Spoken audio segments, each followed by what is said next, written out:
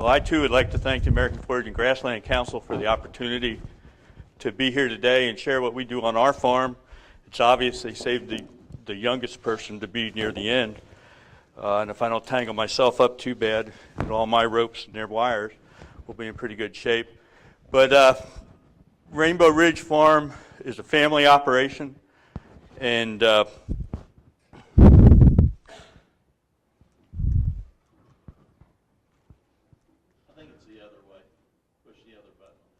right, thank you. This is the crew. This is 4 generations. The matriarch of the family is my mother, right in the center. She's 87 years young. She's still active in the farm. She has 20 purebred Angus brood cows of her own. I think her main job is to worry about us more than anything else, but she gives us management tips, what she wants done with her cattle, and we listen as we need to. And have to, I guess is a better way to say that. But our family, I'm really proud to say that the majority of our family is involved professionally in agriculture, either both on the farm and off. The 2 that aren't, unfortunately, are both lawyers. I'm having trouble with this, but this fellow right here in the back, that's my son-in-law Adam. He's an attorney, and then my oldest daughter Kelly is an attorney and a major in the Marine Corps. And we're missing 2 people here in this picture. My dad, who we lost 6 years ago, and my son-in-law Quentin, who is now deployed. He's also in the Marine Corps, deployed in South Korea right now. The rest of the family, my wife over here, she's the jack of all trades. She's a business manager for a veterinary clinic, but also she's our business manager. She's our comptroller. Dr. Ball, as you said, she takes the emotion out of decisions. My son in the back here, the big fella, he works full-time on the farm, as well as with his son-in-law with a custom harvesting and planting business. And then I'm over there. We're the 2 mainstays of the farm. My daughter-in-law, holding Rocky the squirrel there, is a certified vet tech. Everybody works on the farm, maybe not every day. We learned it very, very quickly that my little granddaughter Olivia here, when she turned about 14 months, we had an orphan calf, and then we had also a twin, and she was put in charge of feeding those calves, and we were able to instill a work ethic in her that was just unbelievable. Every morning, every night, she was ready to go with her mother with those bottles. She would remind her mother. But that's our crew. My wife will do anything on the farm except one thing, and that's work the head gate. And if you've ever had to work the head gate with family and you miss one, you understand why. Our cattle enterprises, we have about 80 purebred Hereford cows, which are solely owned by my son. He started the Hereford operation in 2005. The reason being we went with Hereford, he had an opportunity to buy an entirely closed herd of Hereford cattle that we really liked. I supported him in that regard because what it did for him, it put him through college, 4 years of school at Virginia Tech, but it also gives him a visual ownership every day. And to me, that's awful important. We also run about 150 Angus, purebred Angus cows. These are over here are some cattle that are on stockpiled fescue. That picture was taken last week. We sell bulls for breeding stock, cows for breeding stock, heifers, bred, and open heifers as well. We also have about a custom freezer trade for steers of about 20 to 25 steers annually. We're now negotiating with a custom feedlot, or custom slaughterhouse, to try and maybe feed 100 steers for them every year that they'll need. So we're looking at that a little bit. The last enterprise we do is a little bit more unique too. We work with a veterinarian, Dr. Alan Strecker, and his clientele, and we board and manage donor cows that come from his clients. We manage the cows, we work them through all the shot protocols, we do the breeding, and then Dr. Strecker does the flushing. And that's worked out to be a really profitable enterprise for us. Some quotes. We heard a lot of quotes yesterday, and I'm going to give you a few more. Common sense ain't too common, from Abraham Lincoln. Folks, we try to take a common sense approach, but we're not opposed to looking at basic and applied research. We're also not opposed to learning from our mistakes and our successes, and we look an awful lot at what our neighbors and other people are doing, and we just try to blend all that together to come up with the directions that we choose to go. Our forage utilization, you can see the upper left-hand corner, we make a lot of dry hay, anywhere from 15 to 1,800 bales a year. We love high-volume hay equipment. Square bales are for the birds, but we've got to do about 600 every year. 4 to barter off for rent, and 2 just so we have cattle. If we have cattle inside that need hay, we can get it to them easily. Corn is grown for corn silage. It's also grown for ear corn to be utilized for developing heifers, because we do raise all our replacement heifers. And then we do have a cash grain crop, hopefully every year. Below in the lower left, you can see our stored feeds. There we have, this side right here is alfalfa haylage. The next, this one is barley haylage. The one in the middle is a bag of corn silage surplus from the year before. We try to carry 1 bag over every year. And then the 2 bags on the left are corn silage from this year. We also wrap some hay. And I took this picture. We put a roll of green plastic in the unroller to show you that what we've learned is that the tighter we can make that wrap, the better off we are. And I think that green really shows that. I think with this type wrap, we can compare our haylage or baleage to single bale wrap. And that pen right there will demonstrate to you a little bit as to how close that is. And it seems to work real well. We don't do a lot of wet hay, but when we do, we will wrap it. Our alfalfa we primarily take off when we do our small grains for haylage or silage. We cut that alfalfa a little bit earlier, but it seems to work pretty well in our operation. We don't rake our alfalfa in that first cutting. We merge it. The same thing with our barley and rye, because our custom operator does not want anything raked for fear of stones. The Rainbow Ridge profile, forage profile, we have 500 acres of improved pasture, 635 acres of cool season grass hay. We've started to implement 15 acres of alfalfa hay in our corn rotation. Our annual crops, we have a total of 40 to 60 acres annually of barley and rye that we use as a cover crop. We're also implementing crimson clover in there now for the last couple of years, and that gets mowed and then it's made as silage. We also, as a cover crop, every year 1 cornfield gets tillage radishes. Everything we do on our farm is no-till except for our alfalfa establishment, and that's minimum till. We grow 15 acres of millet for hay or haylage, and that's on a farm where we have to rotate in strips because it's highly erodible land. And so we grow millet there and we switch it back and forth with corn, and that works very well. We do 60 acres total of corn silage, which I said earlier is used for ear corn and also cash grain. Rules of thumb in our grazing heights. We look at a lot of things. Like I said, we kind of use a common sense approach. But the first picture there at the top is a working stick. We don't use a grazing stick. We don't carry a calculator, calculate how much tonnage is out there.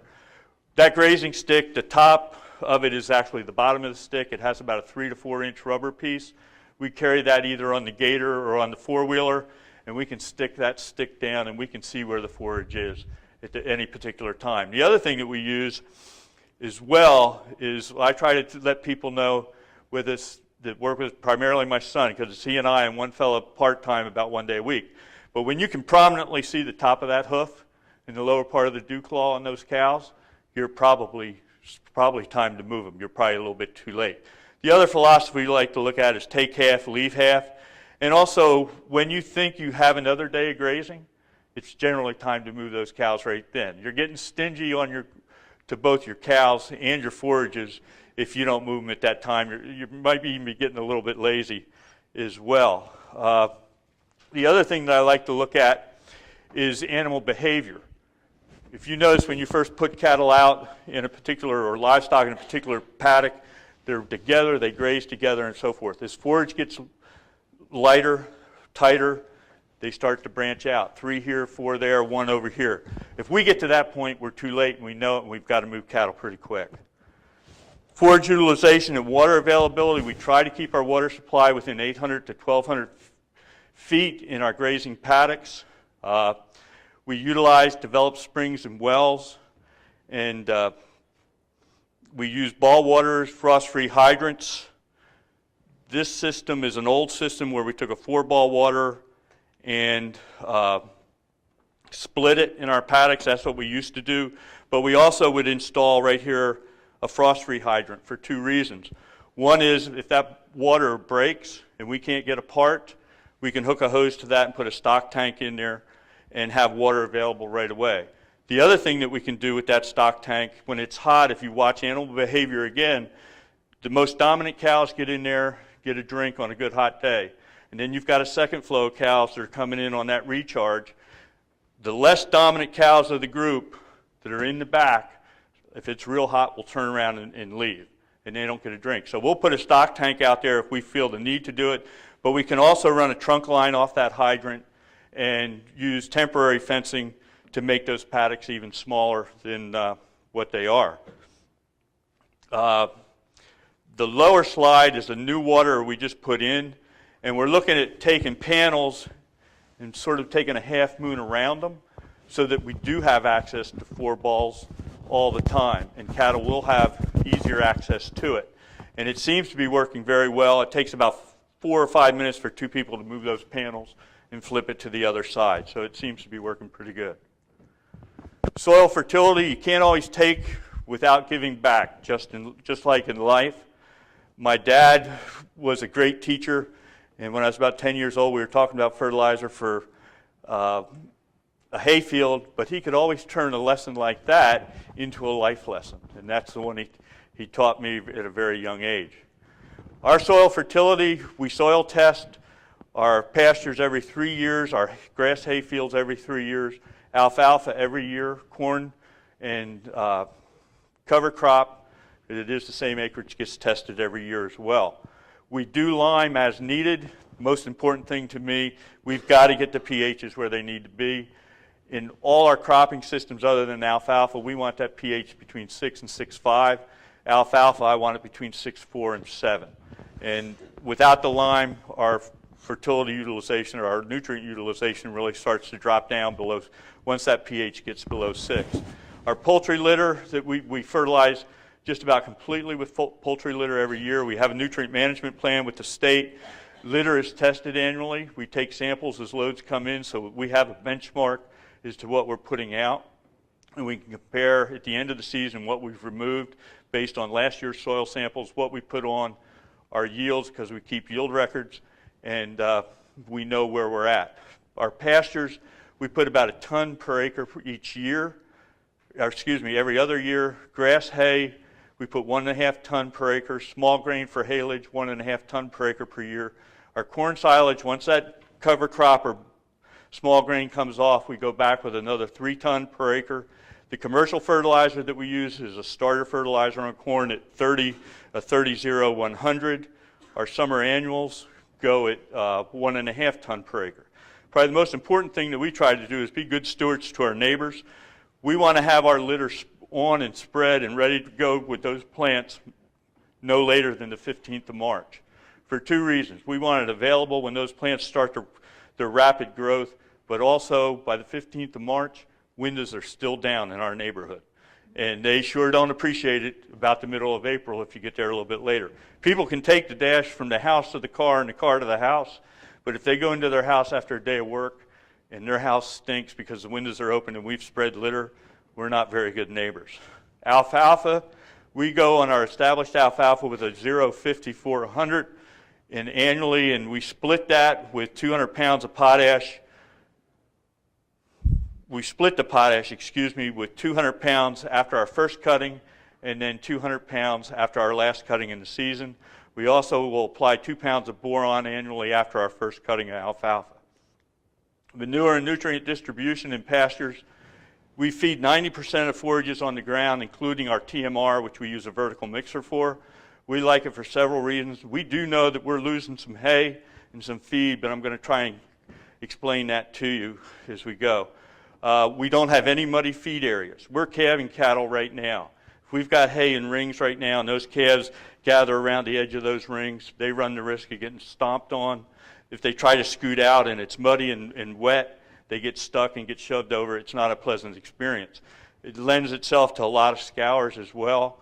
And also on these cold nights last week, we feed later in the afternoon because we know those calves, as soon as we unroll hay, they're laying in that hay and they get up underneath it and it keeps them nice and warm and dry, and that allows me to sleep a little bit more too. What the cattle don't eat recycles nutrients left back into the soil. We also are transferring nutrients from other fields and production systems, and what we do in the spring is we will drag those pastures to better distribute and break down that manure as well. When you get to the fork in the road, take it. Yogi Berra said that. We got to that fork. We get to that fork once in a while, just about every month. But this was a big fork. And we had to decide about 10 years ago, were we going to switch to novel endophyte tall fescue varieties or stay with infected Kentucky 31? The road taken, we decided to stay with the infected Kentucky 31. In my opinion, folks, we can't beat Kentucky 31 with a stick, even if it's infected or not. Why we decided to stay with it, the economics to change and the long-term results scared me. I looked at the economics of changing over our entire forage system. That really scared me an awful lot. And also not knowing what the results were going to be as we went in. We rent a lot of land on 1 to 2 year leases, so we just couldn't afford to do it. Kentucky 31 in our area, as in most, is very hardy, competitive. It's a strong nitrogen responder and yielder that we can get good yields from. It's a strong late fall and winter grazing crop, as you know. And the biggest thing that we really struggled with was the problem of trying to manage those new novel endophyte stands without reintroducing the infected Kentucky 31 seeds back into those improved hay stands and pastures. And by doing that, I mean when we unroll a bale of hay from an infected stand and the cattle are in a clean stand, that's just in a very short period of time we felt we were going to be reintroducing the infected fescue. Also, did we have the time to clean equipment from going from an infected stand to a clean stand when we were going to harvest it? The other was, where do we put those cows for 2 to 3 days, and what do we feed them to clean them out before we put them on either stand, mainly the clean stand? So that was the concerns that we looked at. We went with it. I also did some grab samples, fresh grab samples, and looked at the quality of Kentucky 31 infected fescue from September through June. And if you look at these values of the crude protein and TDN, you can see it's a pretty good crop out there for us and for our cattle. If we can manage around it, I think we can do pretty well. One thing we've begun to do is introduce Durana clover into those the pastures to try to get that done. We're selecting our cattle as well that show tolerance. We look at hair coat, tail switches, respiration rates, body temps, conception, feet. We look at cattle that where we do have ponds or streams that don't just go and drink but stand there, they're gone, and we look at pounds weaned from each cow. We've changed our breeding seasons. Our AI cows, we try to get over 80% of our cows AI March 15th to May 15th. Our heifers we breed November 22nd to the 30th. That's when I have a long weekend and the whole family's there and it's nice to have help. We also try to keep stocking rates to keep fescue pastures vegetative, but that's a real tough challenge. Alfalfa production, we use that mainly for Johnsongrass control. We do not use GMO alfalfa. I'm not opposed to GMOs. I want you to understand that right up front. But I don't want the temptation to come in and use glyphosate on Johnsongrass and alfalfa. I want to break that chain of glyphosate use so that we don't build up a tolerance in our cornfields. And it seems to be working pretty well. We harvested this haylage and baleage. We do that because I work hard enough during the day, and so does my son. We don't need to be out there at 11 and 12 o'clock at night trying to bale dry alfalfa to get the highest quality. We feed it in our TMR to heifers and 2-year-olds, and it seems to work very well. Johnsongrass, I'm going to skip past this. Forage testing, this is a little bit more important. The biggest thing we look at in forage testing is in our wet forages. We want to know dry matter levels. We look at protein, TDN, but I want to know those dry matter levels so I'm assured that I'm feeding enough feed but not feeding too much feed to those cattle when we're putting together our TMRs. Today is the tomorrow you're worried about yesterday. Future, we're continuing to introduce Durana clover into pastures. We really like that so far. One of the reasons is Dr. Bird at Mississippi State has shown that Durana will be tolerant to 2,4-D up to a quart, 2 pints. So that works really well for us. We can get broadleaf control and maintain our clovers. We're going to begin to look to introduce crabgrass and Bermuda into those stands on 14-inch rows. They're pretty aggressive. So hopefully that'll help with the endophyte as we dilute it. But also we can go in with other materials, our residual materials for broadleaf weed control. Fescue seed head suppression, Dr. Glenn Aiken at Kentucky with USDA and his grad students at the University of Kentucky has done a great job working with that. We're not only going to look at what he's been doing, we're going to do some seed head suppression with chaparral, which is aminopyrrolid and metsulfuron in pastures, so that we can control those broadleaf weeds as well as seed head suppression. But we're also going to go into some of our later fescue hay fields that we know we're going to get to later in the season.